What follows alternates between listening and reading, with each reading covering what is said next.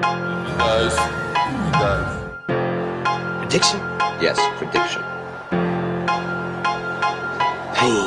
Are you ready? I was born ready. Obviously, you're a little, aggravated by the line of questioning regarding Canelo. I don't want to touch this, dirty, so bad, I don't want to touch his name. I'm working on feeling the art of humbleness. Can you be with me? That's the reason why I'm crying, because I'm not that person no more. And I miss him. Because sometimes I feel like a bitch. I don't want that person to come out, because when he comes out, hell is coming with him. And it's not funny at all. It must sound cool, like I'm a tough guy. It's just, I hate that. I'm scared of it. It would be awesome to, be being a great war, maybe with a Mexican. Let's go! Way pop!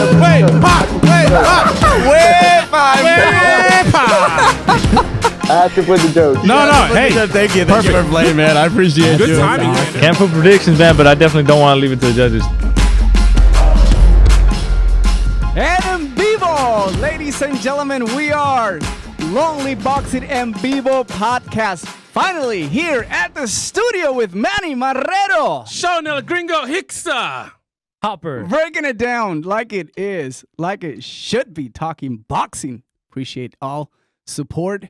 We're pretty excited to get back into action. Keep in mind, guys, just hit that subscribe button. We appreciate that.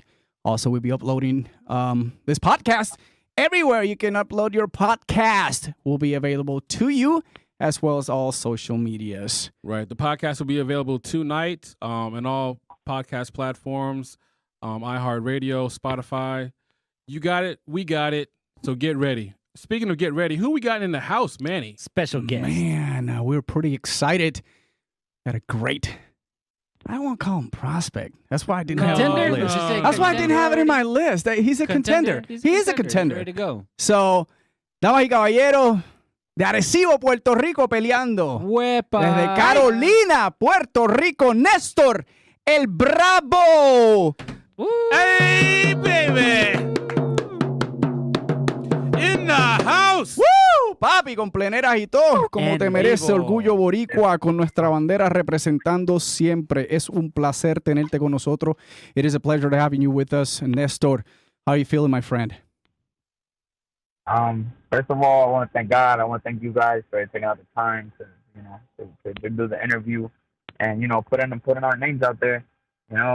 Thank you guys and thank all my fan base, all my people in Puerto Rico, California, and Orlando, everywhere, and just blessed, and want to say thank you.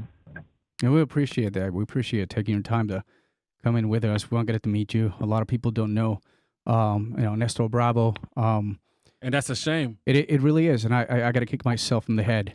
But it's there. So we talked about prospects and Puerto Ricans, and then of course contenders, and then we have one. Nestor, talk to us a little bit about the start of your career. When did you really actually started boxing? I started boxing. I would say 8 years old. I was one of those kids who I always got into trouble in school. I mean, I was a good. I had good grades. Not sometimes. I had good grades, really good grades. A cocotazo limpio a todo el mundo. Good grades, but then take people's lunch money. Yeah. No, not even that. It's just, anybody that tried to bully me, I just like to fight. Hey. And in Puerto Rico, I used to fight every day. Then we moved to the States. I was 7, and when I moved over there in Florida, it was a little bit, it's not the same education in the United States. It's a little bit better than Puerto Rico, Don't want to, get into that, but they're a little bit more strict and everything, something like that. It's like, okay, you can't keep fighting over here. You're gonna get in more trouble. And then he's like, you know what? I'm gonna take you to a boxing gym. And I was like, I'm down. And then I remember I was always this kind of kid from Puerto Rico that I never backed down. Oh, well, you're gonna score this kid. All right, let's do it. And I did very well. I did really well. The first day, I trained for like a week, and then I sparred one of the kids, which many people don't know because he retired. But it was Jonathan Ayala. He was a really contender in Florida, and he was like national champion, and he won Golden Gloves. He won. You can name it all. Oxnard, the PALs, and everything. And then I did really good with him until I got tired. Then he started picking me apart. I was 8 years old, And then after that, I was like, this is what I want to do for the rest of my life. I want to box. I want to be the best that I can be, and I want to box. And then ever since then, I fell in love with the sport, and look at me here. I was been in there for like 20 years almost. How about getting paid and beating people up in that grade? Yep. Nestor Bravo. Back. Not getting in trouble for it, No more getting in trouble. No, get Now paid. it's legal. Now I get paid with that. Nestor Bravo with us online, ladies and gentlemen. If you just joined us, he is 18-0 with 13 knockouts In the lightweight division. in the lightweight division. And I wanted that's where I wanted to jump in and ask you, Nestor. This is Hopper. Thank you for joining us. What are your thoughts about the lightweight division? I mean, it's on fire right now with everybody. Devin Haney, Ryan, Teofimo, Loma, Tank. Well, I mean, what are your thoughts about the lightweight division? I believe that I really love it. So when there's so many people that are bringing it, and to be in the same division where it's tight, like some people, I don't know. I believe some fighters probably I don't know. They get a little bit nervous. I love it. I love it because those are the fights that bring out the better of you, And there's so much talent in the lightweight division. There's so much good names, which you just mentioned, that it really excites me because I see a future, a fight with all of them, and as a fighter, I see Nestor Bravo taking on those big names and bringing the W back to Puerto Rico with all of them. It really excites me. I know you're pretty tall. You're about, what, 5'10"? Something like that? Yes, sir. Yes, sir. Has it been difficult for you to maintain that 135? Because I know that, being the tallest. I don't walk around near 135. And I'm not the typical guy that eats out or eats hamburgers. I'm really good with my nutrition. I stay on my nutrition even after I fight. You eat a little bit of candy or you eat a little bit of donuts because it's normal. Right. But Stay disciplined. I try to eat right, more protein, less carbs. Yeah. So I maintain very well, but just if you look at me right now, you can tell that is not easy to make. I'm 35, but with my nutrition coach, the doctor we have been seeing, and everybody, then we do the right adjustments. At least 5 to 6 weeks of real tough nutrition to make those 135 minutes. I have to say, this is a very difficult sport to maintain that discipline. We talked about, can you imagine not eating some of the arroz con gandules, lechon, pasteles? Look at Sean drooling here. Oh, my God. Time out. Sancocho with arroz blanco. Our boy Gringo Hicks is a food aficionado. Yeah. It's just, It's not easy, but I believe if you have the right discipline and it's you got to be real, and at least in my case, you got to be real tough on mentality, and know what you want. Because if you're weak in mentality and your mind is not set up the way it has to be, then most likely those 4 or 5 pounds, which once you say, let's say, I believe every fighter once they reach a certain point, they got to really sacrifice, and save those last 4 or 5 pounds. They're tough.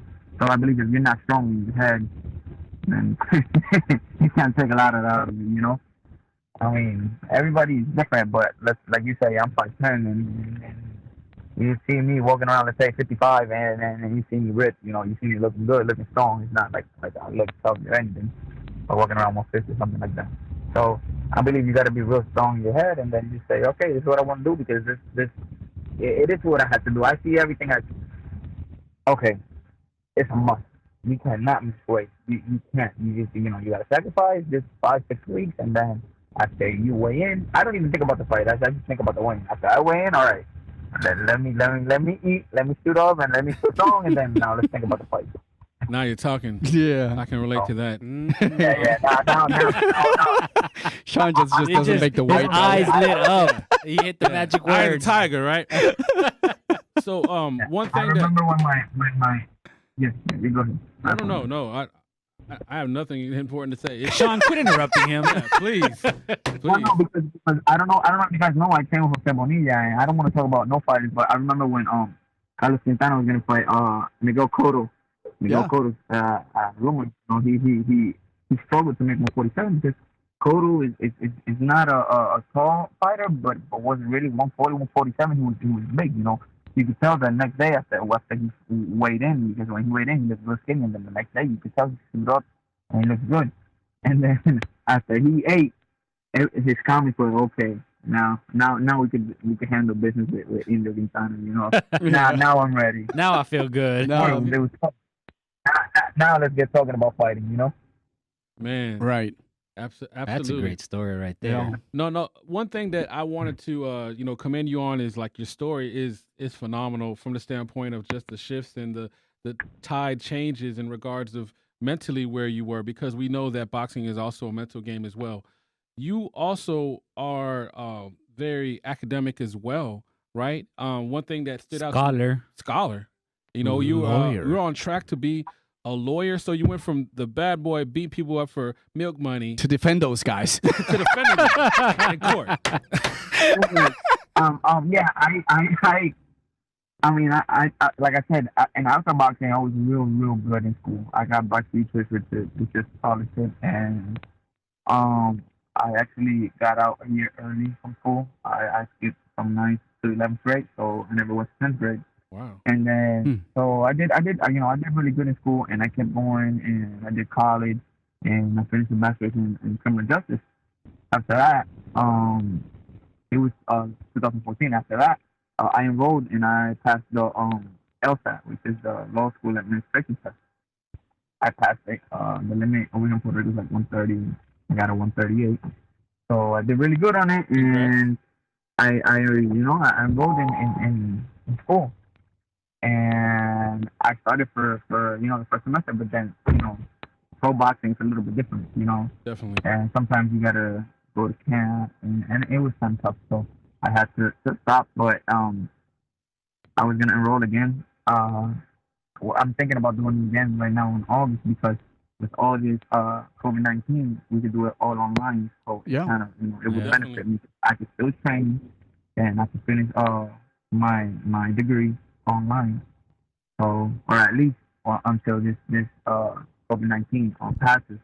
So, I'm going back. Yeah, I'm going back, and that's a goal. That's a must. I need to finish law school, so at least 1 more year, a year and a half, and hopefully I'll be done. Man, you could literally have great defense in the ring and outside the ring, brother. Inside and outside. Yeah, and then, hey, Nestor, it's Hopper again. Well, now that you bring up COVID-19, how did you handle this whole pandemic during the quarantine? I mean, how did you keep training? Was it difficult for you?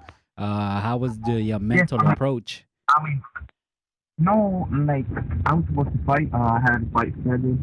I was supposed to fight in May on PBC, and all this happening, it went away. So, we were gonna fight, a really good name, which was gonna put me really out there. Like, let's say 1 more fight or 2 more fights, and try to fight for a world title, which is what we're looking for. Because if you guys don't know, I haven't signed with no promotional company, so that's why it's been a little bit tougher. Because, tell you the truth, any fighter with 18-0 when other my class there, they would have already fought for a world title, or would have been really close. If you look, at the fighters right now with 15, 16 fights, 17 fights, they're fighting for a world title, and they have that backup of the promotional company. So now we were scheduling this fight, but then COVID-19 happened. Right. That was on March 27 that Lobo Torres was supposed to fight the Paraguayan Carlos Portillo at the Puño Limpio. No. I was set up for that one. Yes, Okay. sir, for March. But then that went away. We already we were supposed to fight the 23rd of May on PBC. Okay. They had scheduled. So it was we already called. We already had we were gonna fight. Everything was going good. All the cards had to be taken out of business due to COVID-19. So what I did was, I went to my conditioning coach. I was like, all right, let me get some equipment. Because in Puerto Rico, we have lockdown. It was from 7 p.m. to 7 a.m. Yeah, curfew. Oh, wow. They had a curfy out there that every night you get that Amber Alert in your phone and you got to be off the streets. Really? Yeah. At a house? Yeah. At a house, yeah. So what I did, I got the equipment. I got a boxing bag. I got a double M bag. I got everything from my gym, and then I also got some weight training equipment from my strength coach, and he gets me to work every day. That's what we're doing still because we have not gotten the right to open the gym over here in Puerto Rico. The contact sport is not working at all. They're starting to open some sports, like I don't know, they were trying to do some baseball and something, but try to make distance. But contact sport no sparring yet. That's not.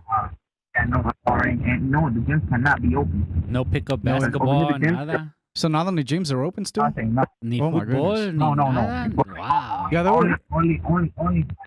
Only Planet Fitness and strength coach, but no boxing gyms. De Bayamón, Carolina, no gyms are allowed to open yet. The governor has not let them open. No, they were more strict than out here in Texas. Really? They had. I wonder why that is. Well, the cases started to increase, and I guess there are a lot of cruise ships were coming in, and they were bringing in a lot of people infected. Exactly. So they stopped it like very, very early. And as a matter of fact, our cases in Texas, they weren't as high as in Puerto Rico. But I'm just glad that you find yourself a way that you stay busy, and stay in shape. Active. Because we were talking about quarantine 15 is real. Exactly. Quarantine 15 pounds. Definitely. And it's like you never know when you're going to get that call. That's what I'm ready. I trained today. I did my work. I got some miles in the bank. Then I did my boxing in the afternoon, right before I spoke to you guys. I did my strength conditioning, I'm already done. I maintained myself working, and if you look at me, give me 3 or 4 weeks and I'm ready to fight whoever, you know what I'm saying? No, I have not gotten a day off. That's awesome. I have not gotten a day off. And that's definitely a testament to you and your focus with your team. Speaking of your team, you know how sometimes people just look at the on paper, based that you have the focus and you have the education, you have the pedigree with the boxing. Put 2 and 2 together. Okay, unfortunately he's not signed. He must be really particular on the deals that he's getting, and he must be real. Is that part of it because you are more aware? Yeah, no, we did a couple of fights. We did 4 fights with Top Rank. We did my first fight. I'd say was with PBC. It was, I don't know if you guys remember. It was Miguel Cruz versus Figueroa. There were 2 Puerto Ricans in that fight, and Miguel Cruz and Figueroa. Yeah. It was a good fight, and then they wanted me to fight over there, and then I fought over there. I stopped Daniel Lorenzana in the second round. That was my 6th fight. In Lakeland Event Center. Mm-hmm. Okay.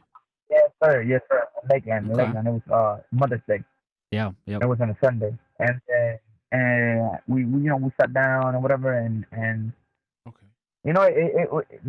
We didn't really get to an agreement. Then I fought in the undercard of Pitufo Diaz with Top Rank. I did 4 fights with them. Yeah. And then we sat down, and what they proposed to us was not what we was expecting and whatever. So we kept going, Right. And we've done a couple fights there, and now we're getting where to the point where our names is being put out there a little bit more. A lot of people talking about Nestor Bravo. Right. And we're getting some really good deals. We just maintaining and waiting, because if we could get there, with hard work and dedication, and we get the fight that we want, it'll pay off. Exactly. Yep. Do you see yourself? That's what we're doing. Do you see yourself having an opportunity more to capture a world title? Which, by the way, we have online today Nestor Bravo from Arecibo fighting out of Carolina. 18-0. 18-0. He's got power, guys. Pretty big guy. 13 knockouts. Free agent. Steal that donut right there. Free agent. Sign him. Or so he says. Yes. So, and he's also he probably has a few deals already. He's also go ahead and break it. He might bring it up. Breaking news. He is Hit the sounder, Spider. WBC Latino light champion. Nestor, within your boxing career, what are some of the biggest challenges that you had? If there is a fighter out there that you felt at one given point that gave you the run for your money and made you think that this is not where I want to head, or actually it helped me improve, get better where you at right now? No, any fighter that I have fought, or which I would like to fight? Any fighter that you have fought. Yeah, I mean, like I said, I don't want to take nothing away from no fighter. I believe every fighter is different in their own way and in their styles. And I give props to all the guys that I fought. And yeah, there's been some fighters. If you see my sixth fight, I fought Sergio Gomez. I fought him twice actually, and it was Very a top experienced rank. guy. They got that guy. He had 20 plus yeah, fights. 39 fights. Mm-hmm. Yeah, and 39 fights, and I dropped him like 6 times. I mean, it was crazy. He spit his mouthpiece. I would say that was a knockout for me like 2 times, or 3 times. But I don't want to take nothing away from him. He was a tough. He took some shots. He was really beat up, and he kept coming. I dropped him to the body the first round. I dropped him to the head third round. The 5th round, I dropped him to the body. Again, he stays on the floor. He throws his mouthpiece. He literally said he wasn't going no more. I go to celebrate, and then the referee is like, no, we just gonna take 2 points away from him. It was kind of crazy, and then he just survived the last round. But he was a tough guy, which I believe that was a knockout for me as well. And then he was a tough guy though. I gotta give it to him. I also fought Emiliano Martin Garcia, which later came to Puerto Rico and got a draw against Juan Lopez. Yep. Right. And, that was for the WBC Latino light title. Yeah, and his fighting style was, I would say, unique. Which is these kind of guys which are weird. You get some fighters that are fast, some fighters that are really strong, some fighters that are could hit hard, or some fighters that don't hit that hard, but their body, their way they are, their compound is tough. He was just a weird fighter. Different and unorthodox really came out. Yeah, he really came out to just to try and do defense and survive.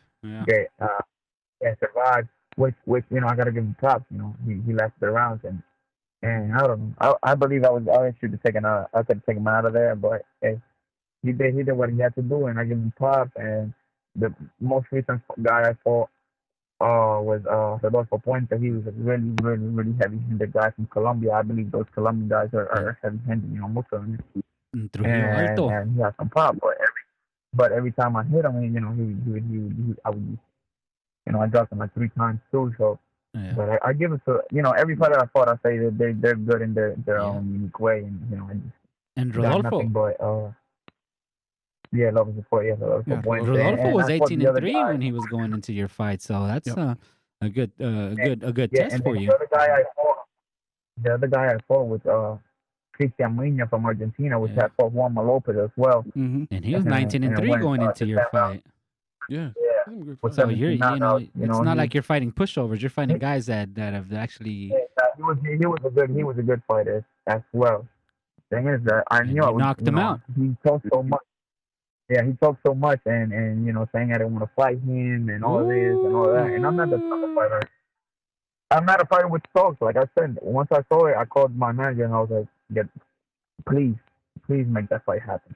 I'm a real humble guy. I'll let my game do the talking. I'll let my skills in the ring do the talking. And at the weigh-ins, he got all big and he wanted to make a show and things.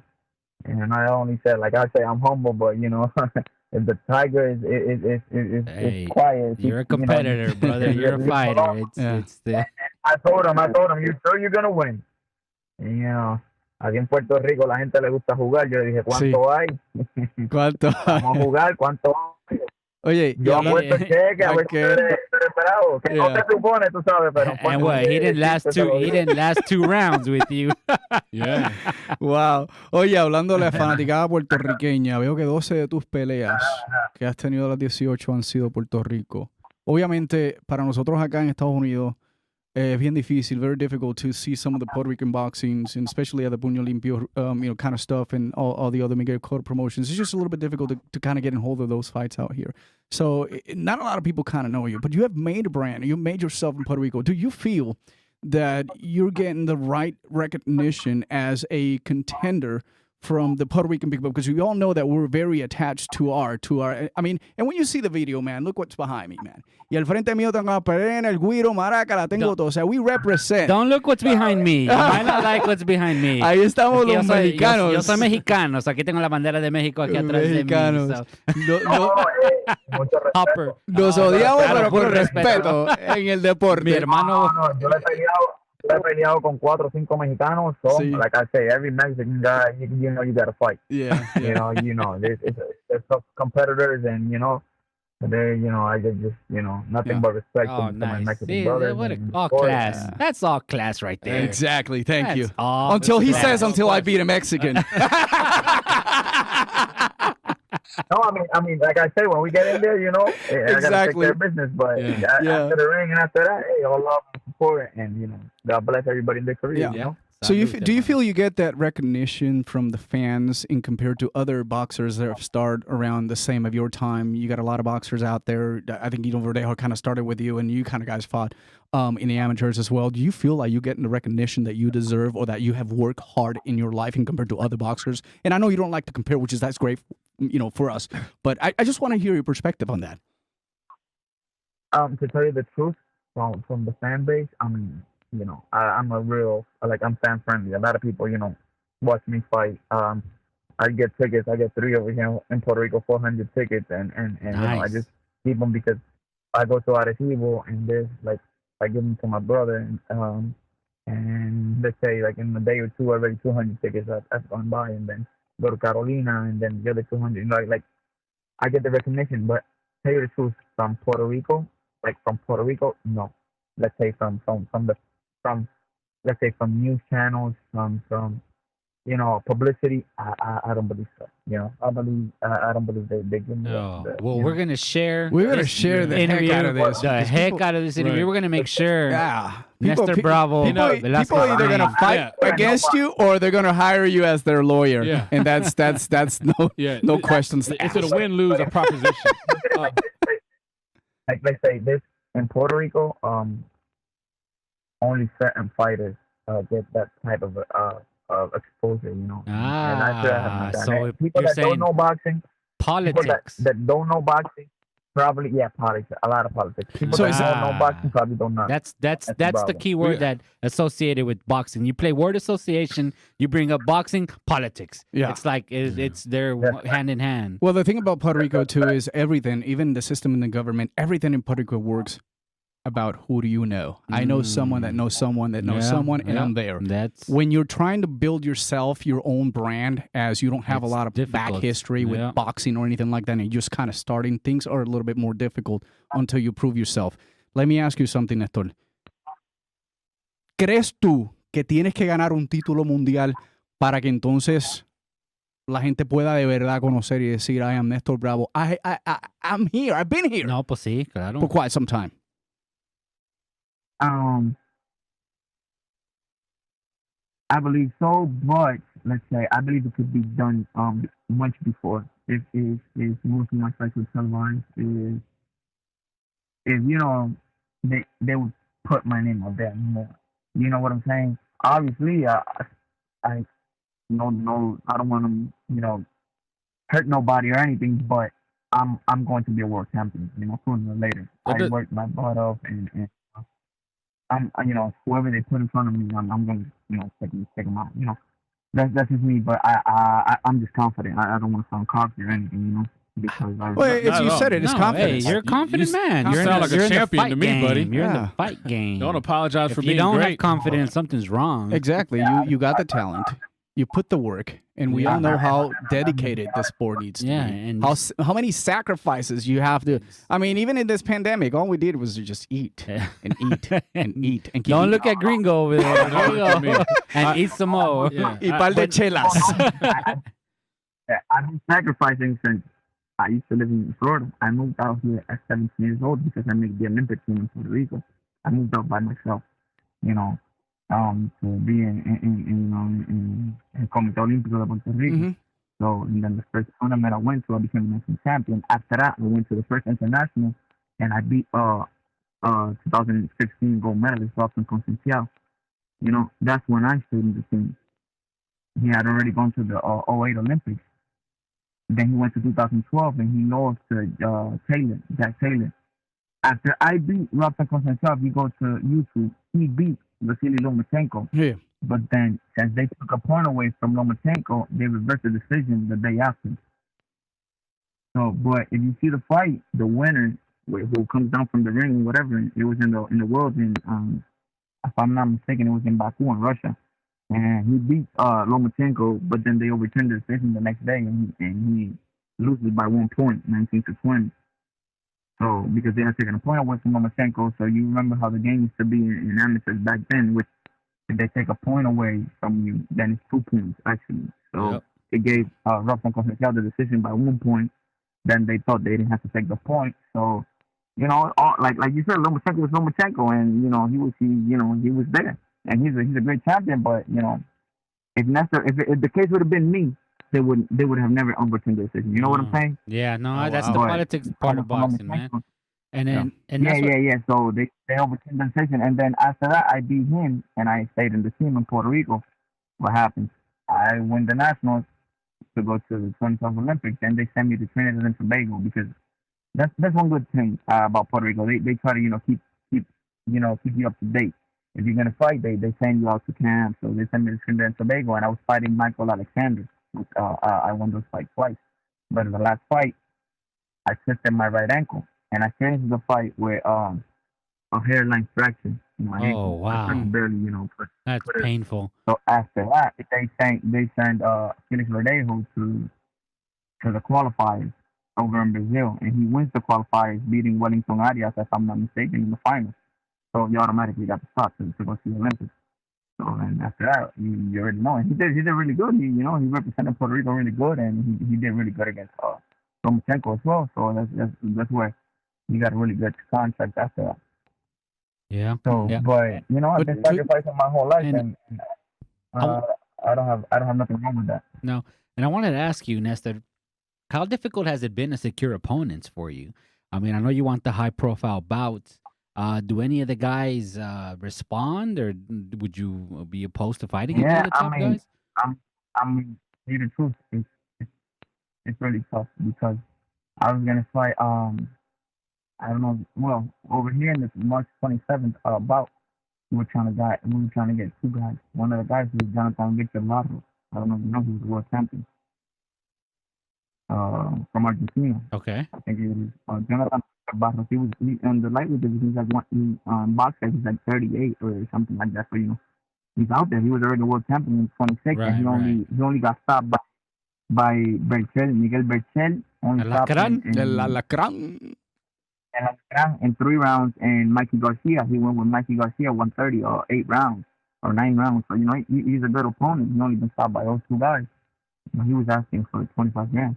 And it probably for these guys that are fighting with Top Rank or any of those companies, it's easy for them to give them 25 grand. But over here in Puerto Rico, you don't know. It's rarely anybody that gives 10, 15 grand to fight, a high-profile guy. So we could not get the deal with him, and then they were looking for. So it's a little bit hard. And then coming from my manager's pocket, because I'm not signed with nobody. It's just my manager who puts my fight. You know what I'm saying?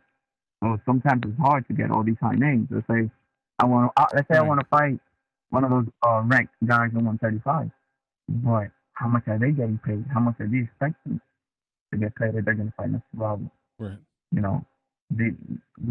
Let's say you're gonna, like my trainer says, I would not fight one of my guys against Nestor Bravo for less than 25 grand. My trainer's telling me 20 grand. You're a big guy. You hit really hard. You most likely gonna hurt. You can hurt somebody. It makes no sense to fight for little money. You know what I'm saying? My trainer's telling me let's go out of the situation and let's say I have a guy that is supposed to fight you. They're gonna have to pay because I know you're wow, and it's a hard. It's like so. Getting opponents for me, it's pretty tough. You need to find that. There are quite a few in the lightweight, and one of the guys that kind of comes to my mind. I mean, Gamboa. That would be a pretty good fight with you. Before Gamboa for Rocky Martinez, they offered me that fight, and I said yeah, fought. and then he fought with Rocky Martinez, Omar Martinez. So because if you talk, I don't want to say it. Never mind. We're so close. No one's listening. I got so close. I got real quiet. I'm like, he's gonna say it. I'm gonna throw the signal to Spider to cut the recording, and you can carry on. Man, off the record. Wink, wink. No, because if you look at it, I do not have the background which Roman Roque Martinez has. Let's be honest, he was a three-time world champion. Exactly. But I don't want to say nothing which talks bad about him, but he's not the Roque Martinez which was when he was a world champion. You know what I'm saying? Right. So Definitely. the fight for Gamboa, it's better to get a guy with recognition and a guy with he already was out since Lomachenko, so he was out the game for like 4 years. It's not in his prime, but has a really good name. Instead of a guy that's in his prime, that's a big 135, really strong, could hit you with one hand and could drop you, and you're not going to get the pay the same. You know what I'm saying? Right. No, I definitely get it's it. a deal for him to get a guy which was a three-time world champion, which is not in his prime, is a really good fighter, and I have nothing but respect for him, but was not in his prime, and he got a good background, and for Gamboa, it's better to fight him than to fight a guy that's unknown, that's a strong kid, that's coming up, that is hungry, that could drop him with any one hand that catches him, and is going to get paid less money. It's a smart deal for Gamboa to pick him instead of pick. You know what I'm saying? Yeah, And then a business decision, with as what they Gervonta. say in It- the it- NFL. Business decision. decision. No, Afterwards. You know what I'm saying? that's definitely a testament to you, because you understand why you're not being picked.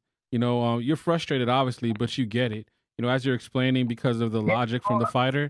So that has to have some sort of understanding, to keep you from getting overwhelmed. I'm a smart guy, and I understand, and I don't like, and then people Not are like, personal, oh, huh? then okay, they're calling me, they're like, oh, call this guy. I'm like, no, I'm not that type of fighter. I know my time was gonna get there sooner or later because I'm gonna keep pushing doors. I'm gonna keep walking through guys until sooner or later they're gonna have to recognize him, and then be like, all right, that's the number one guy. You're gonna have to fight him.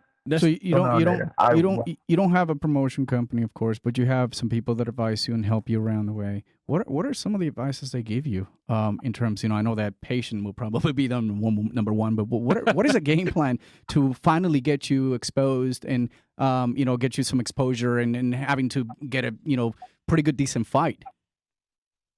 Well, like I said, right now, this year, like I don't want to say COVID stopped it because this is my year, and I'm not gonna let COVID or nothing else,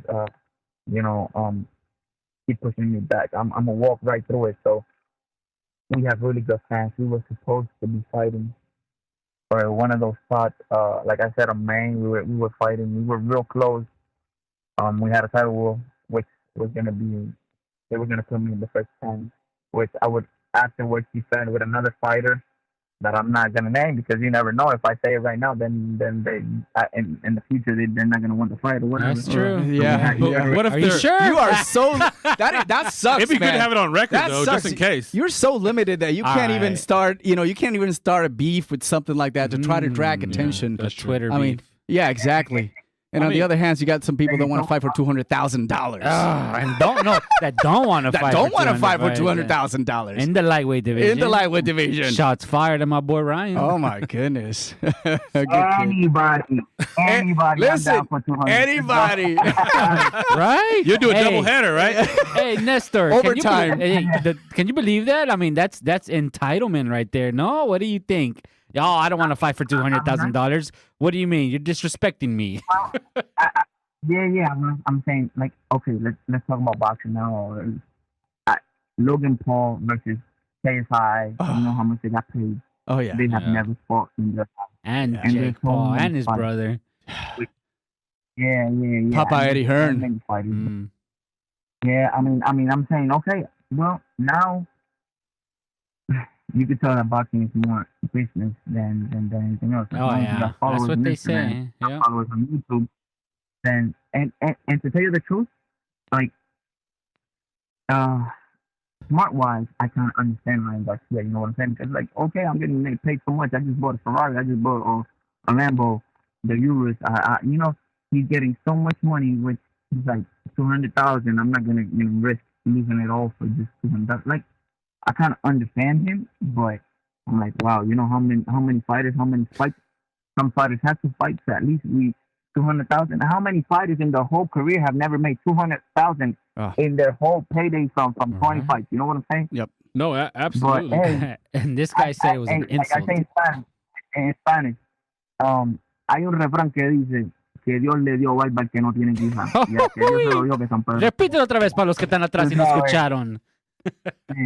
Sí, Dios le dio barba al que no tiene quija. Y al que Dios se lo dio que San Pedro se lo bendiga. Eso So, es you así. know, he's in the position to be able to make those decisions. You know, some other fighters, for 200,000 will fight 3 guys the same night. You know what I'm saying? Oh, my goodness. But, My hey, goodness. It's a game, you know, and he's Well, really smart. it's a and, business you know, mindset, and I can understand why Eddie Hearn did that. I mean, how many of those subscribers they went in and bought a whole year subscription of the Zone? It's all business, and it's a huge business mindset. And Exactly. they build a show. They And brought Puerto Rico, attention. talk about Puerto Rico. You've seen I fought with almost every promoter in Puerto Rico because every promoter put Nestor Bravo means money to them. Yeah. Because the team right now, Guapa Deportes is paying for Nestor Bravo fight because they want to see me. Because a lot of people are going to see me. Plus, You keep this grinding, guy brother. gives You keep this, grinding. let's say like we give them $10,000-$15,000 in tickets, and they don't pick my fight. So it's a win-win for them to put me in their shows. I fought with almost every promoter in Puerto Rico. Nice. Well, you But keep honest about grinding, it. brother. Okay, he's giving me this and that.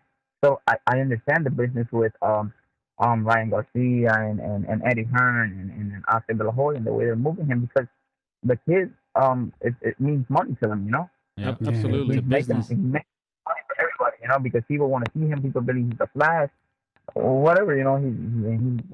It's a win-win for him and for them as well. Absolutely. And where can people find you on social media? You know, the Twitter, the Facebook. I mean, The world has to know, brother. Don't- we have to get your Come name on. out there, Get out brother. there. Yeah. And we are committed already for We a are future show. committed. We are committed.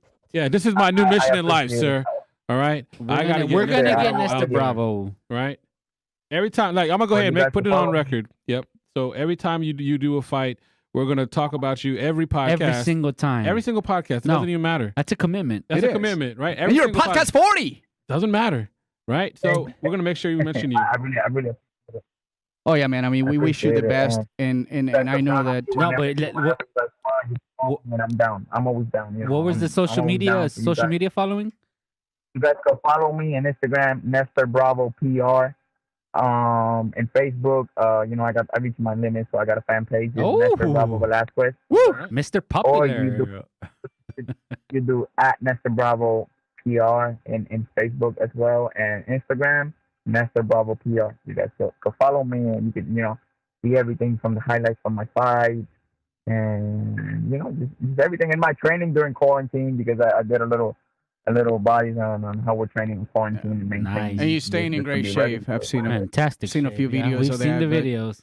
But I ask you, man, keep grinding. Sigue perseverando. Dale Muchas tranquilo. gracias. Muchas esa gracias por la llamada entrevista. esa llamada que le llega a la gente, que la gente dice que es suerte, pero no es suerte. Eso mismo le pasó a Félix La Sombra, le llegó una oportunidad en su vida. Yo sé que tú sigues trabajando fuerte, todos están trabajando fuerte, sigue para adelante. We support you 100%. It is a pleasure to have you on our show, ladies and gentlemen. Nestor Bravos.